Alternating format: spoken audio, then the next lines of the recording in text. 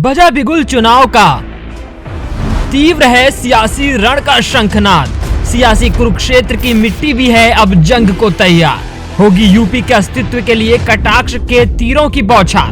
हम बताएंगे किसकी होगी जीत और किसकी होगी हार। तो सी न्यूज भारत पर जुड़े यूपी विधानसभा चुनाव की महक कवरेज से। नमस्कार, मैं हूं आपके साथ नावेद माजिद और आप देख रहे हैं सी न्यूज भारत। वक्त हो चुका है न्यूज आवर का, तो रुक करते हैं खबर की ओर। पट्टी तहसील के कलहूगंज बाजार में रक्षा मंत्री राजनाथ सिंह ने विशाल जनसभा को संबोधित किया और भारतीय जनता पार्टी पट्टी के प्रत्याशी राजेंद्र प्रताप सिंह के पक्ष में मतदान करने की अपील की। जनसभा को संबोधित करते हुए उन्होंने भाजपा की महत्वाकांक्षी योजनाओं का जिक्र भी किया।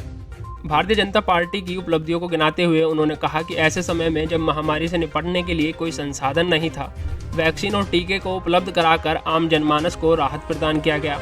स्वास्थ्य बीमा, आयुष्मान कार्ड, लाभार्थियों को आवास, रोजगार और कानून व्यवस्था के साथ साथ सड़कों की चौड़ीकरण और दुरुस्त करने की बात भी उन्होंने कही।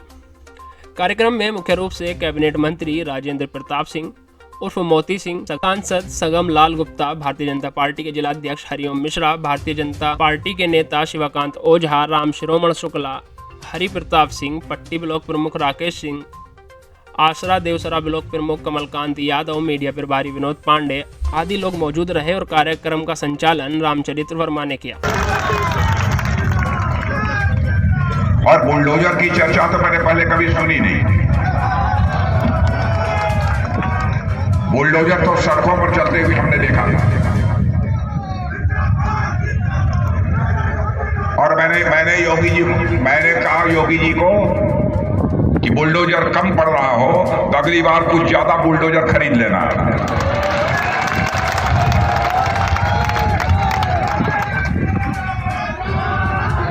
मेरे भाइयों, सबसे बड़ी बात यह है कि जिन माफियाओं ने आलीशान महल अपना खड़ा कर रखा उसको बुलडोजर से धराशायी करने के बाद योगी आदित्यनाथ ने फैसला किया कि वहां पर किसी धनवान का अथवा किसी पूंजीपति का आलीशान महल नहीं बनेगा, बल्कि गरीबों के लिए उस स्थान पर घर बनाया जाएगा। बहनों भाइयों, यह सोच बड़ी है। उत्तर प्रदेश का विकास कितना हुआ है मुझसे बेहतर आप लोग जानते हैं।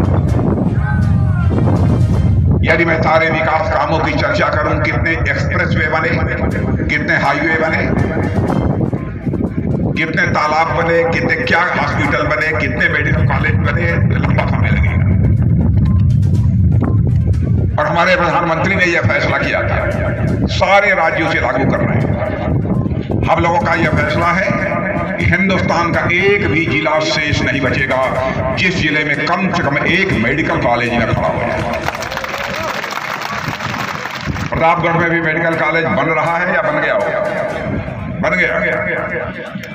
यह कोई छोटी बात नहीं है।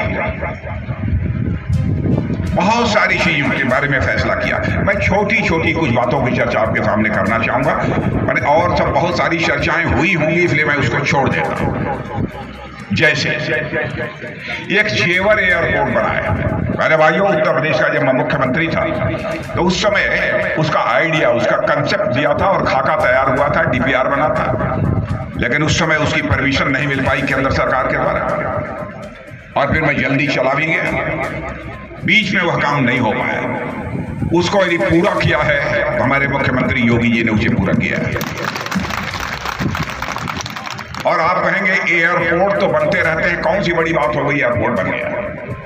जेवर एयरपोर्ट की, इंटरनेशनल एयरपोर्ट की अहमियत इसलिए है, पहले हमारे यहाँ की जो हजारों हवाई जहाजें हैं और विदेशों से जो भारत आती हैं हवाई जहाजें, उनमें से अधिकांश मोर देन 85%, 85% से ज्यादा मेंटेनेंस और रिपेयर के लिए दुनिया के दूसरे देशों में हजारों किलोमीटर दूर जाती है, करोड़ों रुपए खर्च होने। लेकिन आपको जानकर खुशी होगी, इतना बड़ा काम हुआ है। भारत ही दुनिया की हवाई जहाजें भी जो भारत में आएंगी, बहनों भाइयों, यदि अपना रिपेयर और मेंटेनेंस कराना चाहती हैं तो अब 85% हवाई जहाजों का रिपेयर और मेंटेनेंस इसी जेवर में होगा, उत्तर प्रदेश की धरती पर। सैकड़ों होटल, सैकड़ों छोटे मोटे लघु मध्यम वहां पर उद्योग खड़े होंगे, बड़ी संख्या में लोगों को रोजगार हासिल होगा। मैं उस समय जो मैंने खाका खींचा था, मैंने देखा था कि देखा जाए तो सब मिलाकर 40-50 हजार लोगों को उसके माध्यम से रोजगार कायम। सारे तहसील हेडक्वार्टर, ब्लॉक हेडक्वार्टर को सड़कों से जोड़ने में उन्होंने कामयाबी हासिल की है। इससे तो आप अच्छी तरह परिचित ही हैं। अन्य भी बहुत सारे काम किए। जहां तक केंद्र सरकार की नीतियों का प्रश्न है, योजनाओं का प्रश्न है, सारी नीतियों और योजनाओं को प्रभावी तरीके से लागू करने का काम हमारे मुख्यमंत्री योगी जी ने किया है।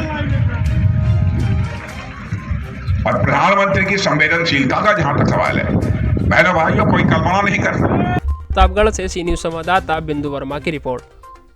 फिलहाल के लिए इस खास खबर में इतना ही। देश और दुनिया की तमाम खबरों के लिए देखते रहिए सी न्यूज भारत।